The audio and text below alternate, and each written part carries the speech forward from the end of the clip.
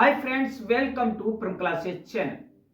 दोस्तों, आप सभी का एक बार फिर से गुलाबी ठंड के बीच फ्रॉम क्लासेस चैनल में हार्दिक स्वागत है। दोस्तों, आज के इस वीडियो में जो कि बेस्ड है रिवाइंड रील्स 2024-25 फास्ट फॉरवर्ड। दोस्तों, आज के हम इस वीडियो में जानने वाले हैं 2024 के वे आर्थिक, राजनीतिक और सामाजिक घटनाक्रम जिन्होंने सोचने को मजबूर तो किया ही, साथ ही अपनी छाप हम सब पर छोड़कर चले गए। दोस्तों, ईयर एंडर 2024, साल 2024 खत्म होने जा रहा है, या यूं कहें कि बस कुछ ही दिनों का मेहमान है ये 2024 का साल। दोस्तों, इस साल देश और दुनिया के लोग बड़ी घटनाओं के साक्षी बने हैं। तो जान लेते हैं हम बड़ी घटनाओं के बारे में जो कि आर्थिक, राजनीतिक, सामाजिक मुद्दों से जुड़ी हुई रही। दोस्तों, ये साल देश दुनिया के लिए कई मायनों में अहम साबित हुआ है। भारत समेत समूची दुनिया में 2024 में कई सारी अच्छी तो कई बुरी घटनाएं भी घटित हुई है। एक और भारत में दुनिया का सबसे बड़ा लोकतांत्रिक चुनाव संपन्न हुआ है। विश्व का सबसे बड़ा लोकतांत्रिक चुनाव संपन्न हुआ है, तो वहीं दुनिया के कई हिस्सों में जंग के हालात भी सामने आए हैं। तो दोस्तों, जानना है हमें कि वो भारत समेत पूरी दुनिया में सबसे ज्यादा सुर्खियां बटोरने वाली वो घटनाएं, वो समाचार कौन सी रहे। दोस्तों, पहला तो हम सबसे पहले लेते हैं मध्य पूर्व एशिया में इजराइल और ईरान आमने सामने। दोस्तों, साल 2024 में मध्य पूर्व में जंग के हालात और ज्यादा बढ़ गए।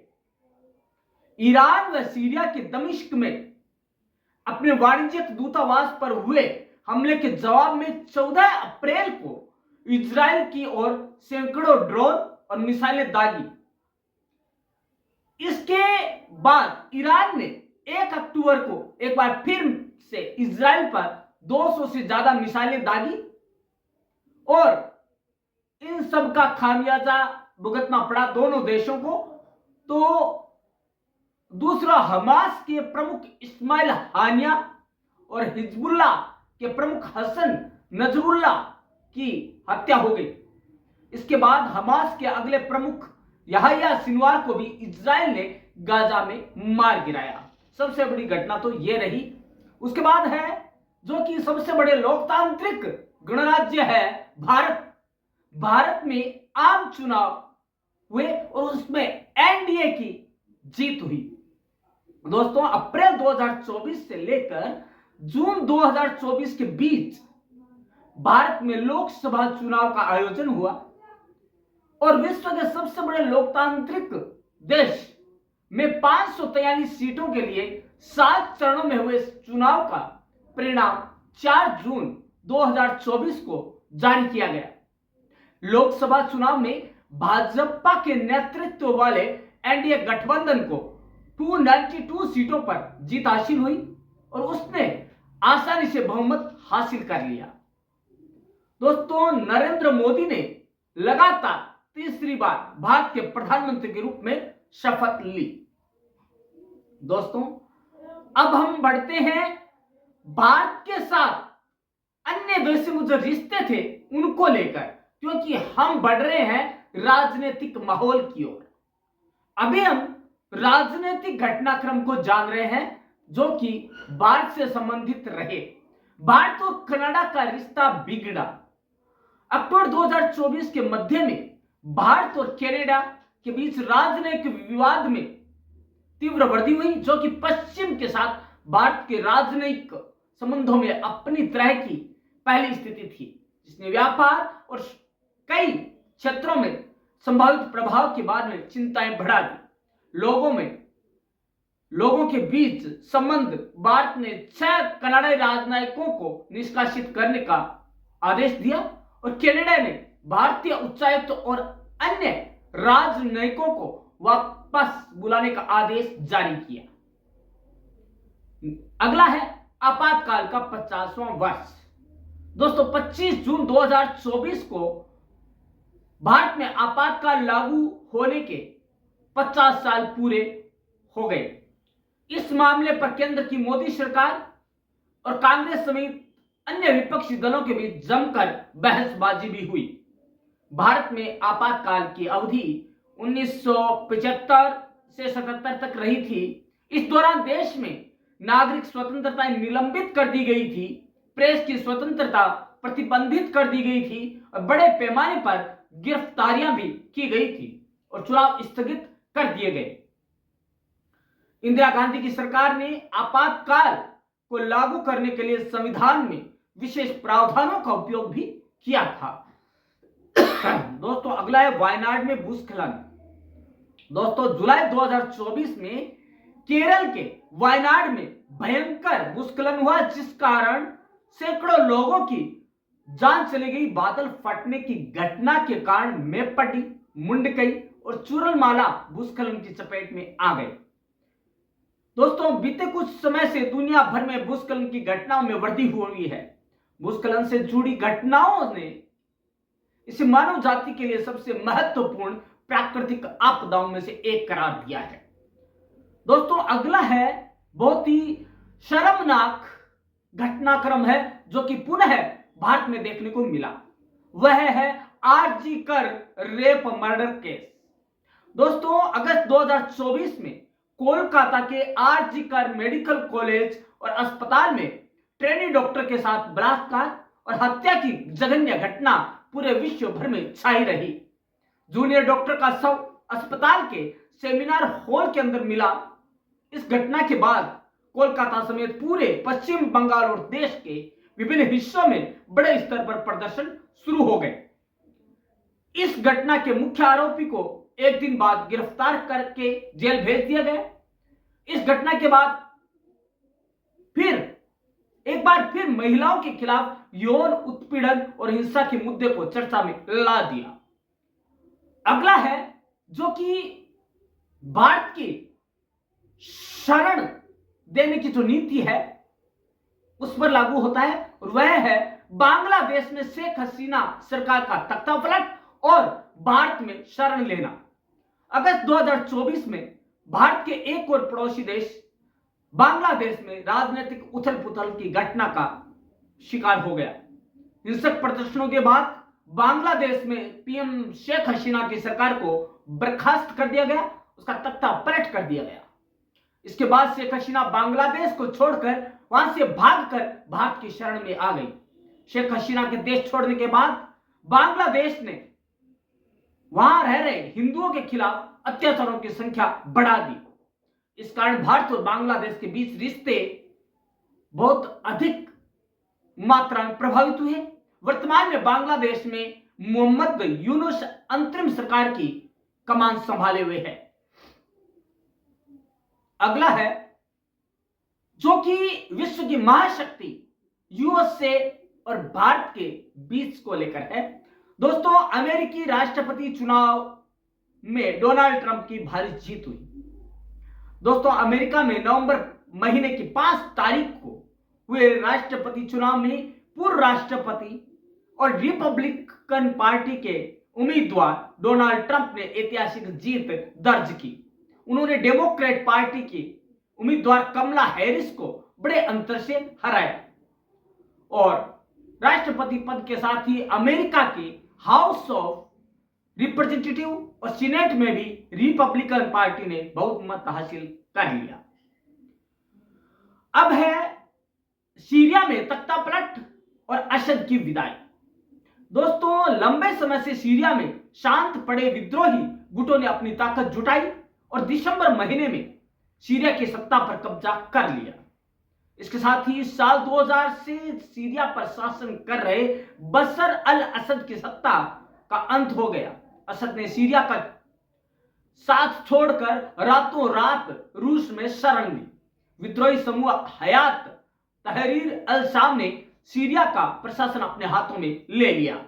8 दिसंबर को हयात तहरीर अल शाम के लोग राजधानी दमिश्क पहुंचे और असद के शासन के पतन का जश्न भी मनाया।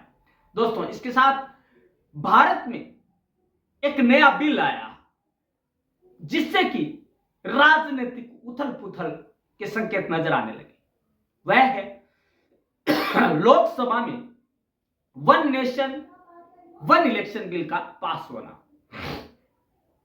संसद के शीतकालीन सत्र के दौरान 17 नवंबर 2024 को लोकसभा में one nation one election bill का पेश होना एक महत्वपूर्ण घटनाक्रम माना जाता है। विपक्षी सांसदों ने इस बिल पर कड़ी आपत्ति जाहिर की। विरोध के बाद भी इस बिल को स्वीकार करने के लिए सदन में वोटिंग कराई गई। बिल के समर्थन में 269 और विरोध में 198 वोट पड़े। मोदी सरकार ने कहा कि इस बिल को व्यापक विचार विमर्श के लिए संयुक्त संसदीय समिति यानी कि जेपीसी के पास भेजा जाएगा। और दोस्तों, 2024 एक महत्वपूर्ण साल था जिसने भारतीय राजनीति, समाज, कूटनीति और अर्थव्यवस्था को नए मोड़ पर लाकर खड़ा कर दिया है। इस साल लोकसभा चुनाव के परिणाम, राज्य चुनाव और अंतर्राष्ट्रीय घटनाओं ने भारत के भीतर और बाहर कई बदलाव को जन्म दिया है। इन घटनाओं का प्रभाव न केवल 2024 के अंत तक बल्कि 2025 में भी अपना गहरा असर छोड़ने वाले हैं। इसके बाद हम बात करते हैं दोस्तों महाराष्ट्र विधानसभा चुनाव और उसके प्रभाव। दोस्तों, जैसा कि जग जाहिर है कि महाराष्ट्र में 2024 के विधानसभा चुनाव में बीजेपी और शिवसेना के एकनाथ शिंदे गुट, साथ ही अजित पवार की एनसीपी की महायुति ने अप्रत्याशित जीत हासिल की, जिसके मायने ये है कि कहीं ना कहीं एक नया गठबंधन तैयार होने लगा है। और 2025 में इन चुनावों के दौरान यह मुद्दा प्रमुख रहेगा और विपक्षी दलों के लिए चुनौती होगी कि वे नए मुद्दों और रणनीतियां बनाए और उनके साथ आगे बढ़े। एक जो महत्वपूर्ण घटनाक्रम रहा वह था अरविंद केजरीवाल की गिरफ्तारी और दिल्ली विधानसभा की चुनाव। 2024 में आम आदमी पार्टी आपके प्रमुख अरविंद केजरीवाल की गिरफ्तारी और संबंधित कानून मामले पूरे देश में चर्चा का विषय बने रहे। शराब नीति में कथित मनी लॉन्ड्रिंग मामले में प्रवर्तन निदेशालय ईडी द्वारा उनके खिलाफ कार्रवाई की गई है। दिल्ली हाई कोर्ट में उनके मामले पर सुनवाई जनवरी 2025 में होगी और अगर उनका जमानत आदेश रद्द किया जाता है तो यह आगामी दिल्ली विधानसभा चुनाव में एक बड़ा मुद्दा बन सकता है। इसके अलावा मणिपुर हिंसा और राष्ट्रपति शासन की संभावना एक प्रमुख मुद्दा 2024 की तारीखों में दर्ज हुआ। मणिपुर में मई 2023 से शुरू हुई जातीय हिंसा 2024 में भी जारी रही, जिससे कि राज्य की स्थिति और ज्यादा दयनीय और बिगड़ी हालत में रही। इस हिंसा ने मणिपुर को स्थिरता के मुद्दे पर एक संवेदनशील क्षेत्र बना दिया है। अगर हिंसा का दौर जारी रहा तो राज्य में राष्ट्रपति शासन की संभावना बढ़ सकती है। 2025 में मणिपुर चुनाव के दौरान यह मुद्दा प्रमुखता से उछल सकता है और चुनाव प्रचार में ध्रुवीकरण और तनाव को बढ़ावा भी दे सकता है। राम मंदिर का निर्माण एक महत्वपूर्ण मुद्दा है जो कि 2024 के कैलेंडर में अपना अहम हिस्सा रखता है। दोस्तों, राम मंदिर का निर्माण जुलाई 2025 तक पूरा होने की उम्मीद है, लेकिन 2024 में ही रामलला कि यहां बड़ा भव्य आयोजन होना इस बात की ओर संकेत है कि राम मंदिर मुद्दा 2025 में भी अपनी गहरी छाप छोड़ेगा और यह बीजेपी के लिए एक महत्वपूर्ण चुनावी मुद्दा बनेगा। राम मंदिर का उद्घाटन भारत को अपने हिंदुत्व, भाजपा को अपने हिंदुत्व के एजेंडे को मजबूती से प्रस्तुत करने का मौका देगा। अयोध्या में इस मंदिर का धार्मिक महत्व और भाजपा इसे आगामी चुनाव में एक बड़े मुद्दे के रूप में प्रस्तुत करने वाली है। दोस्तों, राम मंदिर के पूर्ण होने से बीजेपी को हिंदू मतदाताओं का समर्थन तो प्राप्त होगा ही, जिससे कि आगामी चुनाव में उसकी स्थिति और अधिक मजबूत होगी।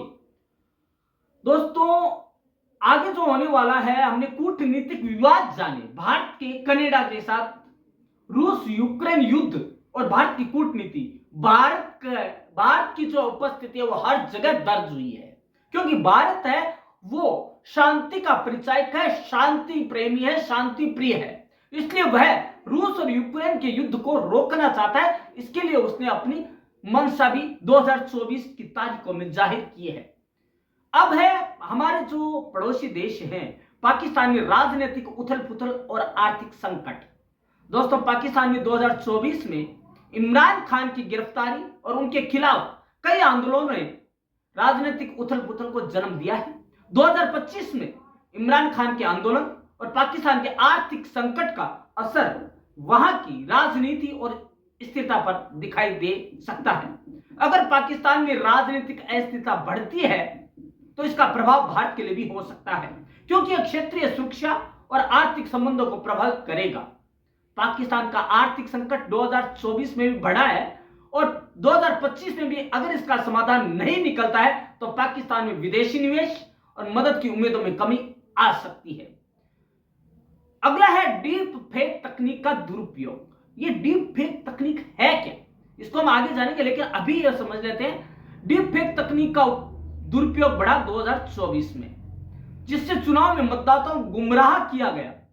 आने वाले साल 2025 में चुनाव के दौरान डीप फेक तकनीक का दुरुपयोग और अधिक बढ़ सकता है, जिससे झूठी जानकारी और अफवाहों का प्रसार हो सकता है और इसका सीधा सीधा प्रभाव या जो फायदा है वो राजनीतिक पार्टियों को मिलेगा, लेकिन उससे राजनीतिक संघर्षों और तनाव को ज्यादा जोर मिलेगा, बल मिलेगा।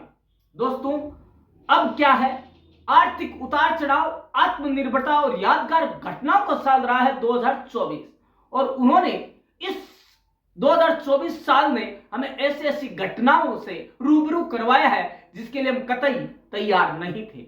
और उनमें से एक है उद्योगपति भारत रत्न रतन टाटा का निधन।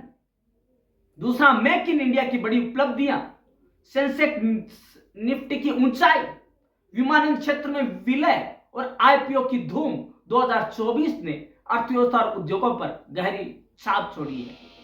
दोस्तों, भारत के एक दिग्गज का निधन, जो कि अपने आप में एक इंडस्ट्री का नाम था, एक उद्योग था, और वे थे देश के कारोबारी जगत के दिग्गज और टाटा सन्स के मानद चेयरमैन रतन टाटा, जिन्होंने 86 इयर्स की उम्र में 9 अक्टूबर को मुंबई में अंतिम श्वास ली।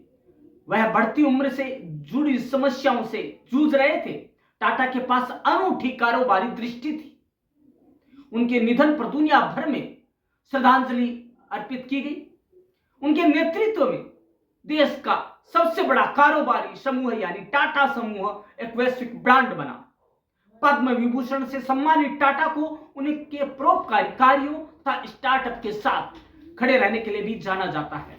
उन्होंने स्टार्टअप के लिए कंपनियों में भी बेहद निवेश किया और उदारता के साथ निवेश किया। इसके अलावा उनके निधन के बाद उनके सौतेले भाई नोएल टाटा को टाटा ट्रस्ट का चेयरमैन बनाया गया है। दोस्तों, अगला है मुश्किल घड़ी। भारत में भी मुश्किल की घड़ी आई। क्या आई? अगस्त में हिंडनबर्ग रिसर्च ने सेबी चेयरपर्सन माधवी पुरी बुच पर वित्तीय अनियमितताओं का आरोप लगा दिया। अमेरिका के शॉर्ट सेलर समूह ने कहा कि अदानी समूह से संबद्ध विदेशी फंडों के साथ बुच के भी ताल्लुक हैं, जबकि सेबी अदानी समूह की जांच कर रहा है। इन आरोपों के बीच सेबी में आंतरिक अशांति का माहौल बना और कर्मचारियों ने नेतृत्व पर खराब कार्य संस्कृति गढ़ने का आरोप लगाया। इससे पहले जुलाई में ईवाई की 26 वर्षीय कर्मचारी की कथित रूप से काम के दबाव में मौत हो गई थी। इस बात ने भी तमाम कंपनियों की कार्य संस्कृति पर विराम चिन्ह लगा दिया। अगला है जबरदस्त गतिरोध। श्याम संघ के श्री पेरुम्बदूर क्षेत्र में एक बड़ी हड़ताल हुई। हड़ताल करने वाले कर्मचारी बढ़े हुए वेतन और यूनियन की मान्यता की मांग कर रहे थे। प्रबंधन पहले वेतन बढ़ाने को तैयार हो गया था, लेकिन यूनियन की औपचारिक मान्यता की मांग के साथ कर्मचारियों ने हड़ताल जारी रखी और 37 दिनों तक चली इस महा हड़ताल को 16 अक्टूबर को समाप्त किया गया। मद्रास उच्च न्यायालय ने 5 दिसंबर को तमिलनाडु सरकार को 6 सप्ताह का समय दिया ताकि यह यूनियन की स्थिति तय कर सके। अगला उथल पुथल और उड़ान। विमानन कंपनी विस्तारा ने 11 नवंबर को अपनी आखिरी उड़ान भरी। 12 नवंबर को उसका एयर इंडिया में विलय हो गया। यह टाटा समूह का दूसरा विलय था। इससे पहले 1 अक्टूबर को एयर इंडिया एक्सप्रेस और AIX कनेक्ट का विलय हुआ था। इस बीच जेट एयरवेज की लंबी कहानी का भी अंत हुआ और सर्वोच्च न्यायालय ने कंपनी बंद कर उसकी संपत्ति बेचने का आदेश दे दिया। इस साल विमानन कंपनियों को बम की 700 झूठी धमकियां मिली, जिनके कारण देश भर में उड़ानें कई बार बाधित हुई। और दोस्तों, यह साल मतलब साल 2024 को यदि IPO का साल कहा जाए तो अतिशयोक्ति नहीं होगा। वर्ष 2024 IPO का साल रहा। स्थापित दिग्गजों और स्टार्टअप दोनों ने दलाल पथ का रुख किया। hyundai ने भारत में अब तक का सबसे बड़ा IPO पेश किया। स्विगी जैसी स्टार्टअप में भी निवेशकों ने काफी रुचि दिखाई। SME के IPO को भी बहुत अधिक बोलियां मिली। और दोस्तों, तेजी का दौर देखा गया। निफ्टी और सेंसेक्स दोनों में 2024 में एक ऊंचाई को छुआ। NSE के सामने बुल की एक नई प्रतिमा का अनावरण किया गया। बिटकॉइन ने भी 1-1 लाख डॉलर का स्तर पार किया है। अमेरिका में सत्ता में डोनाल्ड ट्रंप की वापसी की भी भूमिका अहम रही है। अब जो हम जानने वाले वह है देश के लिए बहुत ही उपलब्धि की बात, वह है मेक इन इंडिया की उपलब्धि। प्रधानमंत्री नरेंद्र मोदी और स्पेन के प्रधानमंत्री पेड्रो सांचेज ने गुजरात के वडोदरा में टाटा एयरक्राफ्ट कॉम्प्लेक्स का उद्घाटन किया। यह देश में निजी क्षेत्र की पहली असेंबली लाइन है जहां सैन्य विमान बनाए जाएंगे। यह संयंत्र टाटा एडवांस्ड सिस्टम के परिसर में स्थित है। अगला है तकनीकी गड़बड़ी। क्राउड स्ट्राइक के एक गलत सिक्योरिटी अपडेट के कारण 19 जुलाई को दुनिया भर में लाखों माइक्रोसॉफ्ट विंडोज पीसी बंद हो गए। इस गलती का 6 घंटों के भीतर सुधार किया गया, लेकिन इसने काफी उथल पुथल मचा दी। अगला सी लिंक परियोजना। प्रधानमंत्री नरेंद्र मोदी ने मुंबई ट्रांस हार्बर लिंक का उद्घाटन किया। यह देश का सबसे बड़ा समुद्री सेतु है। दोस्तों, कुल 22 किलोमीटर लंबे इस पुल का 16.5 किलोमीटर हिस्सा समुद्र में है और 5.5 किलोमीटर हिस्सा जमीन पर है। इसके बनने में मुंबई और नवी मुंबई के बीच सफर की अवधि घटकर 20 मिनट रह गई है।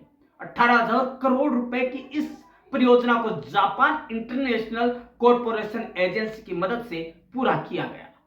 दोस्तों, जो अगला प्रमुख मुद्दा 2024 में उभर कर आया वह था पारिवारिक विवाद से बोर्ड रूम तक का संघर्ष। रेमंड समूह के प्रबंध निदेशक गौतम सिंघानिया और उनकी पूर्व पत्नी नवाज मोदी की आपस की लड़ाई उस समय बोर्ड रूम में पहुंच गई जब नवाज मोदी को समूह की कई कंपनियों से निदेशक के पद से हटा दिया गया। अगला है बदली कमान। 2024 में कई प्रमुख कॉरपोरेट और वित्तीय संस्थानों में नेतृत्व परिवर्तन देखने को मिला। संजय मल्होत्रा रिजर्व बैंक के गवर्नर बने। उन्होंने शक्तिकांत दास का स्थान लिया। CM शेट्टी ने भारतीय स्टेट बैंक की बागडोर संभाली और मनीष तिवारी को नेस्ले इंडिया में MD, सुरेश नारायण का उत्तराधिकारी घोषित किया गया। 1 अगस्त 2025 को उन्होंने पद संभालने का निर्णय लिया है। दोस्तों, बहुत से और भी परिवर्तन हुए, जैसे बाढ़ और जलवायु परिवर्तन हुए हैं भारत के अंदर। उन्होंने मोदी जी को खुद को अपनी मन की बात में इन सब्जेक्ट का जिक्र करना पड़ा, इन विषयों का 2024 में, जिसमें से अहम है बाढ़ और जलवायु परिवर्तन, आर्थिक मंदी और महंगाई, किसान आंदोलन और कृषि संकट। उन्होंने किसान को अन्नदाता के रूप में घोषित किया है। दोस्तों, जो ऐसे मुद्दे जिन्होंने हर व्यक्ति का, हर इंसान का, हर नागरिक का अपना ध्यान अपनी ओर आकर्षित किया है, वो मुद्दे रहे ईरान इजराइल संघर्ष, नेस्ले और MDH विवाद।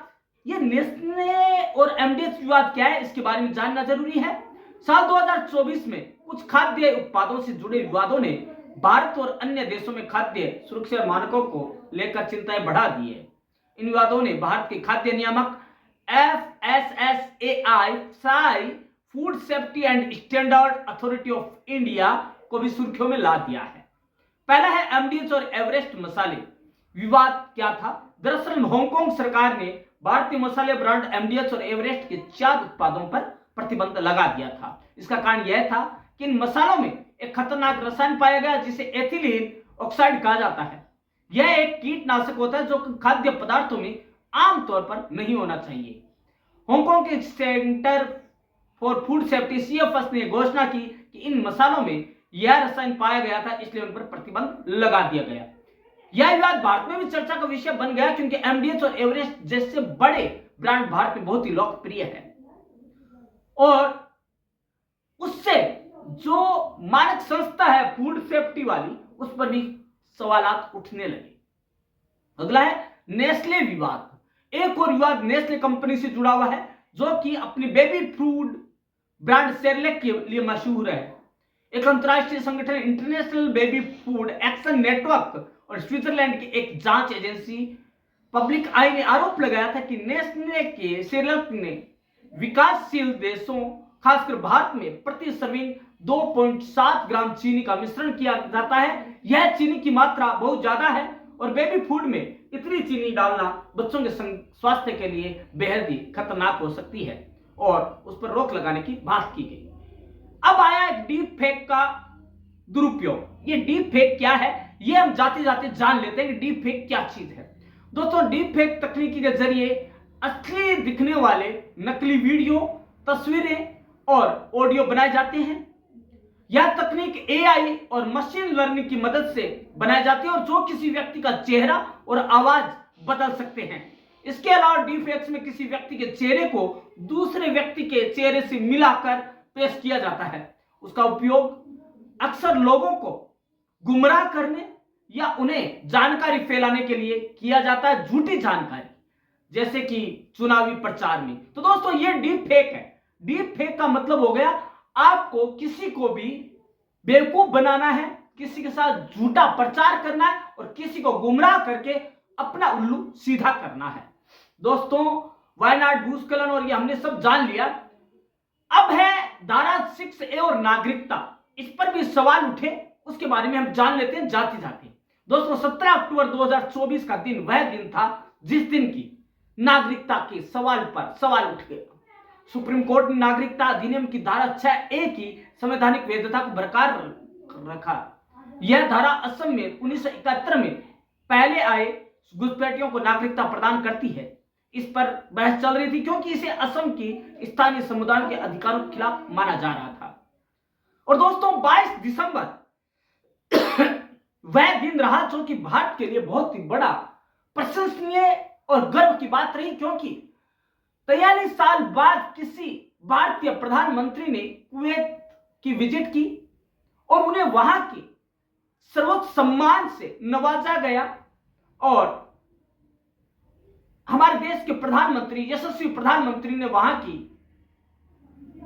न केवल यात्रा की बल्कि कई मुद्दों पर, रक्षा सौदे, टेक्नोलॉजी, इन पर कई समझौते भी किए, MOU पर साइन भी किए और ऊर्जा संबंधी क्षेत्रों पर भी अपने कई तरह के समझौते करके आए। दोस्तों, उन्होंने ये कहा है मोदी ने कि यह सम्मान वहां रह रहे नागरिकों का सम्मान है, भारतीय नागरिकों का सम्मान जो वहां पर रह रहे हैं, अप्रवासी भारतीय, उनका सम्मान है। दोस्तों, वहां जाकर मोदी जी ने वहां के लोगों से मुलाकात की और यहां के जो भारतीय वहां रह रहे हैं उनके बारे में कुशल क्षेम पूछी और उनसे बातचीत करने के दौरान यह पाया गया कि वहां पे वो सही ढंग से कार्य कर रहे हैं, उनके लिए जो है वातावरण सही दिया जा रहा है। दोस्तों, रक्षा के क्षेत्र में सहयोग पर भारत और कुवैत के बीच समझौता हुआ, सांस्कृतिक आदान प्रदान हुआ, युवा कार्यक्रम और खेल मंत्रालय, भारत सरकार और युवा और खेल सार्वजनिक प्राधिकरण और कुवैत सरकार के बीच 2024-25 से 28 तक के लिए खेल के क्षेत्र में सहयोग पर भारत और कुवैत के बीच एक MOU कार्यक्रम पर साइन हुआ। तो दोस्तों, ये थी कुछ घटनाक्रम, लेकिन जाते जाते एक दंश और हमारे को दे गया। देश भर में चर्चा में रही अग्निकांड। दोस्तों जयपुर के बांकुड़ा क्षेत्र में, जो कि सबसे रिहायशी इलाके में आता है, वहां पर एलपीजी और घरेलू गैस दोनों के टैंकरों में भिड़ंत और उसकी वजह से 45 लोगों का हताहत होना, जान माल का नुकसान होना, यह दर्शाती है कि हम कहीं ना कहीं चूक करते नजर आ रहे हैं। तो दोस्तों इन सभी घटनाओं ने हम सबको झकझोर कर रख दिया और हमारे को आत्मीय रूप से भी प्रभावित किया है। तो दोस्तों हमने जो रिवाइंड रील्स फास्ट फॉरवर्ड में आज जाना पूरी घटनाक्रम को, प्रमुख घटनाओं को, लेकिन एक और हमें जो दंश मिला हुआ है श्याम बेनेगल का हमसे छीन जाना। जो परम पिता परमेश्वर है, उन्होंने जो बॉलीवुड के महान निर्माता निर्देशक है श्याम बेनेगल, उनको हमसे छीन लिया। वो एक पूरा बॉलीवुड था।